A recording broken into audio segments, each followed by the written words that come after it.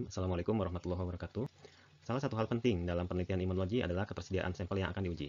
Sel-sel imun yang terlibat dalam respon imun seringkali diperlukan untuk studi mengenai respon imun terhadap suatu penyakit, baik yang ditimbulkan oleh infeksi patogen, autoimun, maupun penyakit degeneratif yang didasari inflamasi. Oleh karena itu, penting bagi kita untuk mengetahui teknik-teknik atau metode dalam isolasi sel-sel imun. Topik kali ini adalah Peripheral Blood Mononuclear Cells Isolation atau PBMC Isolation and Cell Separation Method atau metode pemisahan sel. Bagaimana yang telah dipelajari sebelumnya, respon imun tubuh kita terhadap invasi patogen melibatkan banyak sel imun yang merupakan bagian dari leukosit atau sel darah putih. Sehingga untuk mempelajari atau menginvestigasi respon imun terhadap suatu patogen, penting bagi kita untuk mempelajari sel-sel yang terlibat tersebut. Leukosit merupakan sel yang paling sering dianalisis menggunakan flow cytometry dalam suatu studi mengenai imun respon. Leukosit dapat diperoleh dari whole blood dan berbagai jaringan yang terlibat dalam sistem imun. Contohnya adalah jaringan limfosit primer, yaitu bone marrow dan timus, juga jaringan limfoid sekunder seperti spleen dan lymph node. Jika kita mengisolasi leukosit dari whole blood, kita akan mendapatkan hasil isolat dominan. Hasil isolat dominan berupa limfosit, monosit, dan granulosit, karena sel-sel tersebut merupakan leukosit yang beredar pada sirkulasi darah. Sebelum kita lanjut ke metode isolasi sel, mari kita review sedikit mengenai sel-sel yang terlibat dalam sistem imun. Secara umum, sel-sel darah berasal dari pluripotent stem cell. Sel ini akan berdiferensiasi menjadi dua jenis stem cell utama yang menjadi cikal bakal sel-sel darah, yaitu myeloid progenitor dan lymphoid progenitor. Myeloid progenitor nantinya akan berdiferensiasi menjadi platelet atau trombosit, eritrosit, dan leukosit jenis granulosit, yaitu sel-sel yang bergranul. Contohnya adalah neutrofil, basofil, dan eosinofil. Sel-sel ini juga berinti banyak. Biasa kita sebut dengan PMN atau polimorfonuklear. Sedangkan selain itu, myeloid progenitor juga akan berdiferensiasi menjadi monosit dan dendritic cell yang merupakan sel berinti satu atau mononuklear cell. Sedangkan sel-sel yang dihasilkan atau didiferensiasi dari asalnya itu myeloid progenitor kebanyakan berperan pada innate immunity. Sedangkan lymphoid progenitor akan berdiferensiasi menjadi NK cell, limfosit B, dan limfosit T. Sel-sel ini juga merupakan mononuklear cell atau sel berinti tunggal, sama halnya dengan monosit dan dendritic cell. Sel yang berasal dari lymphoid progenitor berperan pada adaptive immunity, kecuali NK cell yang dia berperan pada innate immunity. Sedangkan T cell dan B cell berperan pada adaptive. Jika ingin mengisolasi semua sel leukosit, maka caranya cukup mudah, yaitu dengan mencentrifuge whole blood yang kita dapatkan dari darah pasien misalnya dengan kecepatan 80 kali gravitasi selama 10 menit. Setelah disentrifuge, maka akan terjadi pemisahan fase. Sel-sel yang lebih berat akan mengendap di bawah. Whole blood dapat ditambahkan satu bagian medium atau juga PBS atau tanpa penambahan sama sekali. Jadi dari whole blood yang kita dapatkan dari pasien langsung disentrifuge. Ini juga akan menghasilkan pemisahan walaupun tanpa penambahan medium.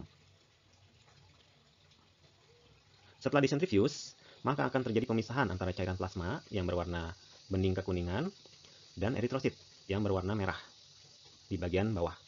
Di antara kedua fase tersebut, di sini terbentuk lapisan tipis seperti awan putih. Inilah yang kita sebut sebagai Buffy coat. Lapisan ini mengandung sel-sel leukosit, monosit, neutrofil, eosinofil, basofil, NK cell, dan limfosit. Artinya, semua jenis leukosit dia akan terdapat di lapisan putih atau Buffy coat ini. Sedangkan plasma di sini mengandung protein-protein darah.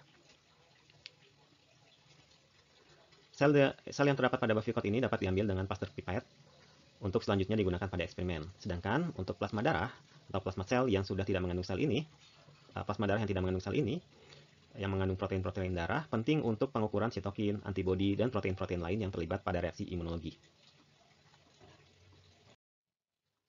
Salah satu isolasi yang paling sering dilakukan untuk mempelajari respon imun innate dan adaptif secara in vitro adalah isolasi PBMC atau Peripheral Blood Mononuclear Cells. Isolasi PBMC memisahkan sel-sel mononuklear atau sel-sel yang bersel satu dari leukosit secara umum. Jadi, PBMC karena dia mononuklear, dia akan terdiri dari monosit dan limfosit. Umumnya, isolasi PBMC dilakukan dengan metode density gradient untuk memisahkan mononuklear sel dari sel polimorfonuklear. Larutan yang paling sering digunakan untuk isolasi PBMC adalah Vicol atau Vicol dengan density gradient 1,077.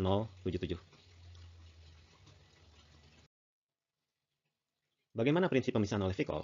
Mari kita perhatikan gambar berikut ini. Grafik ini menunjukkan tingkat density gradient atau kepadatan dari masing-masing jenis leukosit manusia.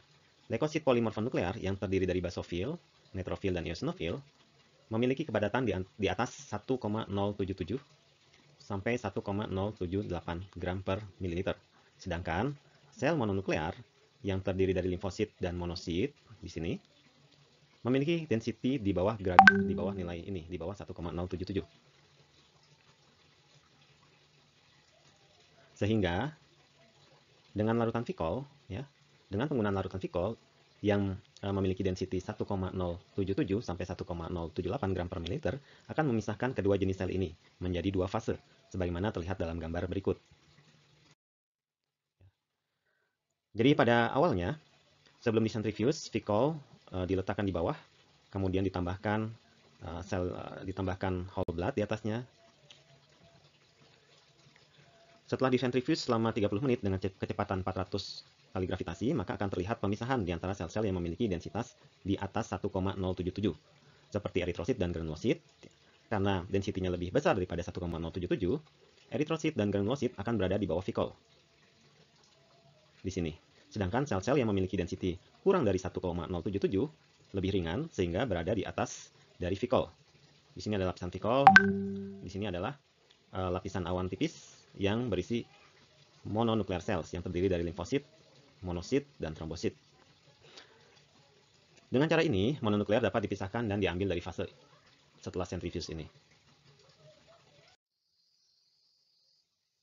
Separasi PBMC dapat dilakukan menggunakan tabung 15 ml atau 50 ml, tergantung dari jumlah isolat sel yang diinginkan.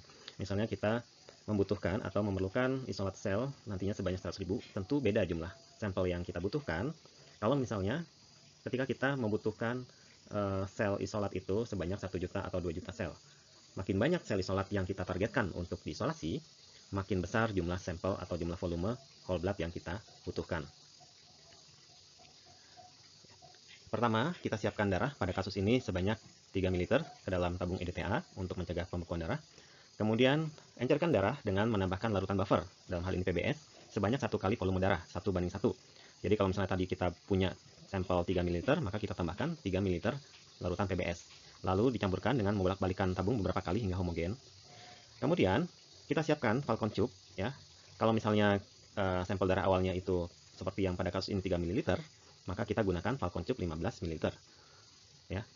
Tapi kalau misalnya kita memiliki sampel lebih dari 4 ml, maka gunakan Falcon Tube ukuran 50 ml. Kenapa? Karena pada dasarnya nanti setelah penambahan reagen, larutan, itu akan menjadi 3 kali lipat dari jumlah sampel awal. Misalnya sekarang kita punya sampel 3 ml. Nanti setelah total penambahan PBS dan penambahan penambahan Vicol, maka hasilnya akan menjadi total 9 ml larutan yang terbentuk, ya. Ya, sekarang kita pakai 3 ml sampel yang tadi, kemudian kita tambahkan PBS 1 kali volume, artinya tambah 3 ml lagi sehingga nanti menjadi 6 ml. Kemudian kita siapkan Falcon Tube yang kita tambahkan di dalamnya larutan Vicol Pack Plus. Larutan Vicol ini memiliki gradient density 1,077 yang nanti akan memisahkan antara mononuklear sel dengan polymorphonuklear sel. Ya.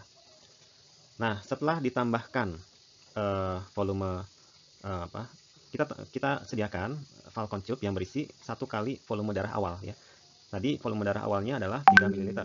Jadi kita siapkan larutan Vicol dalam Falcon Tube sebanyak 1 kali volume darah, artinya kita sediakan sebanyak 3 ml larutan Vicol. Kemudian hasil mixture dari darah dan PBS tadinya sejumlah 6 ml kita tambahkan ke dalam tabung yang sudah ada Vicolnya sebanyak 3 ml, sehingga nanti jumlah totalnya adalah 9 ml. Ya. Tekniknya kita tambahkan perlahan-lahan. Di sini ada larutan Vicol sebanyak 3 ml, kemudian kita tambahkan larutan darah yang setelah didilusi dengan PBS sebanyak 2 kali volumenya. Ya, kita tambahkan 6 ml darah yang telah didilusi dengan PBS. Penambahan ini harus perlahan-lahan, jangan sampai darah ini tercampur dengan larutan Vicol di bawahnya. Jadi secara hati-hati, pelan-pelan, sehingga nantinya akan terbentuk pemisahan, ya. Tidak tercampur. Yang di bawah adalah larutan Vicol, yang di atasnya adalah larutan darah. Kemudian tabung tersebut kita sentrifuge dengan kecepatan 400 gravitasi selama 30-40 menit pada suhu 18 derajat Celcius. Harus diperhatikan di sini bahwa sentrifuge yang digunakan harus disetting tanpa break, artinya tanpa pengereman. Jadi kita biarkan di settingnya, kita biarkan setelah beberapa waktu nanti si putaran itu kita setting untuk berhenti secara alami.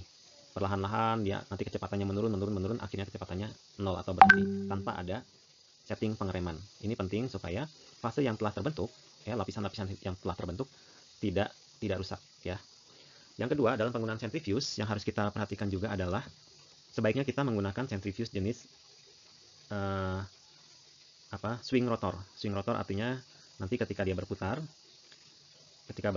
si cup itu nanti akan berbentuk horizontal, ya, posisinya akan horizontal, bukan posisinya fix, ya, jadi bukan fixed angle. Nah, ini adalah contoh centrifuge yang memiliki sistem swing rotor.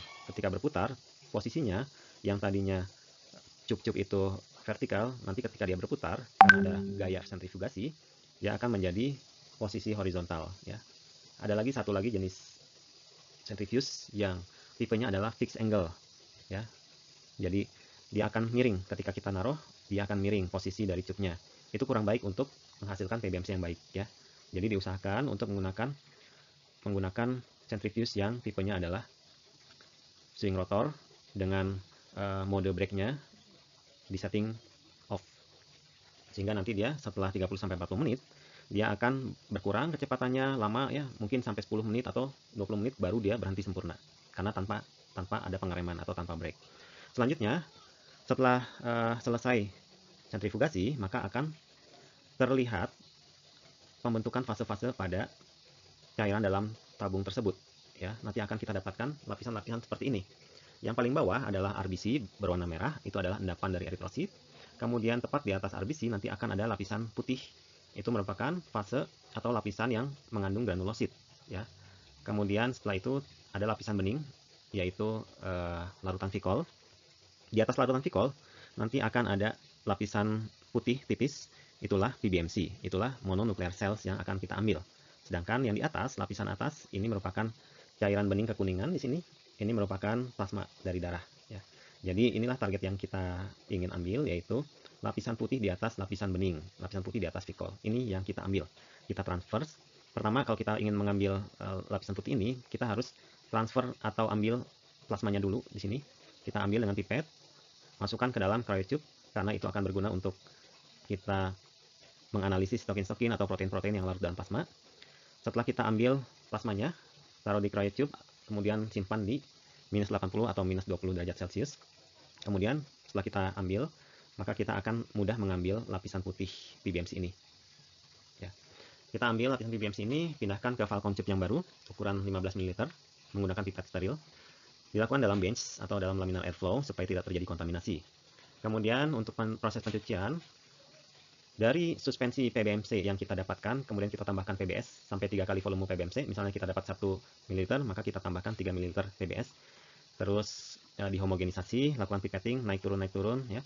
Kemudian disentrifuge lagi pada kecepatan 400 sampai 500 kali gravitasi di suhu 18 sampai 20 derajat Celcius selama 15 menit. Kemudian setelah itu akan terbentuk endapan. Endapan itulah sel-sel PBMC. Kemudian kita buang supernatannya, ya. Kita tinggalkan peletnya atau endapannya, itu merupakan sel yang kita ingin cari, yaitu PBMC. Supernatannya kita buang. Kemudian masukkan lagi kembali ke dalam tabung tersebut PBS 6 ml ke dalam pelet, kemudian dihomogenisasi lagi, kemudian centrifuge lagi selama 10 menit, ya. Kemudian kita dapatkan PBMC yang sudah bersih, ya. Supernatannya kita buang lagi, kemudian tambahkan RPMI medium. RPMI medium ini adalah medium yang mengandung zat-zat atau nutrisi yang diperlukan oleh sel supaya dia tidak mati. Ini untuk mempertahankan sel-sel itu tetap hidup, sehingga kalau misalnya kita lakukan eksperimen secara in vitro, kita ingin melihat imun respon, sel-sel ini masih berfungsi secara normal, ya. Setelah itu kita bisa menghitung PBMC yang kita isolasi dengan sel counter, ya. Itu nanti akan diajarkan pada workshop atau praktikum menghitung sel pada cell culture. Setelah diperoleh isolat PBMC, sel dapat langsung digunakan untuk eksperimen, misalnya eksperimen in vitro, kamu stimulasi dengan LPS atau dengan yang lain, atau ditreatment dengan suatu obat atau tanaman obat atau ekstrak ini, ekstrak itu. Atau bisa juga kalau misalnya tidak sempat, kita bisa gunakan di lain waktu dengan syarat sel ini disimpan dalam freezer minus 80. Tapi penyimpanannya ini membutuhkan treatment khusus, yaitu kita membutuhkan cairan atau medium freezing medium, yang di dalamnya mengandung larutan DMSO.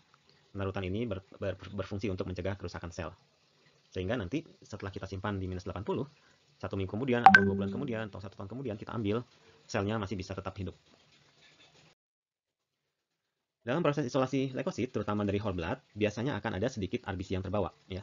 RBC yang terbawa ini, ya, ini akan kelihatan kalau misalnya kita sudah pisahkan PBMC, kemudian kita centrifuge, ternyata di endapannya bukan cuma warna putih, tapi ada sedikit warna merah. Itu merupakan kontaminasi RBC.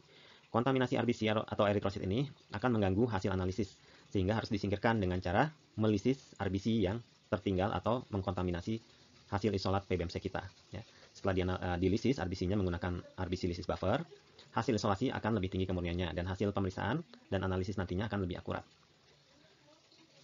Treatment dengan RBC lysis buffer sebaiknya dilakukan untuk meningkatkan kemurnian isolat dan mencegah gangguan analisis pada eksperimen. RBC lysis ini dapat digunakan menggunakan larutan amonium klorida atau bisa juga dengan menggunakan komersial RBC lysis buffer yang sudah siap pakai.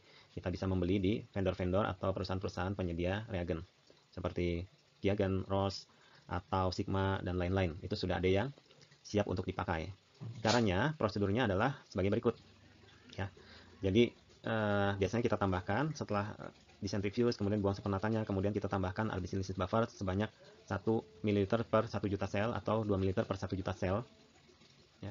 Kemudian kita homogenisasi, diamkan selama 1 menit atau 2 menit, ya. Kemudian langsung dicuci untuk mencegah supaya tidak terlalu lama. Kalau terlalu lama, di treatment dengan RBC lysis buffer, bukan hanya RBC saja yang akan lisis, tapi juga sel-sel PBMC yang kita punya bisa juga lisis kalau terlalu lama treatment RBC lysis buffernya.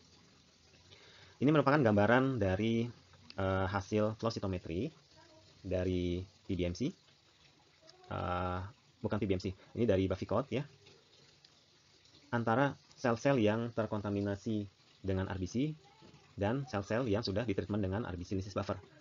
Ya, ini kita bisa lihat, ini adalah aksis SSC, yang ini adalah aksis FSC. FSC itu sebagaimana kita ketahui, dia menggambarkan ukuran dari sel. Makin ke kanan, dia makin besar ukuran selnya. Sedangkan SSC itu menggambarkan granularity dari sel tersebut. Jadi makin ke atas posisinya, maka populasi yang makin ke atas itu mengandung granul-granul. Ya. Jadi kalau misalnya kita running di flow cytometry dari Bavikot misalnya, kita akan mendapati populasi-populasi yang terpisah-pisah, ya, menjadi 3 populasi. Populasi ini yang memiliki ukuran kecil dan juga tidak bergranul, ini merupakan limfosit. Kemudian populasi yang lebih besar di sini dan memiliki sedikit granul itu adalah monosit. Sedangkan ukuran yang hampir sama dengan monosit, tapi dia memiliki granul yang banyak, ya, ini merupakan granulosit. Granulosit ini terdiri dari populasi neutrofil, basofil, dan eosinofil. Sedangkan ini, populasi yang hitam ini, yang ada di luar dari ketiga populasi yang tadi, ini merupakan kontaminan. Biasanya adalah eritrosit yang terbawa. Ketika sel itu ditreatment dengan RBC lysis buffer, maka kita akan mendapatkan gambaran yang lebih bersih. Ya. Jadi, ini ada limfosit, ini monosit, ini granulosit, kemudian populasi di luar ketiga populasi tersebut, jumlahnya berkurang, sangat jauh berkurang. Ini menandakan bahwa tadi yang hitam-hitam ini merupakan RBC yang terbawa atau yang tersisa pada saat sentrifugasi.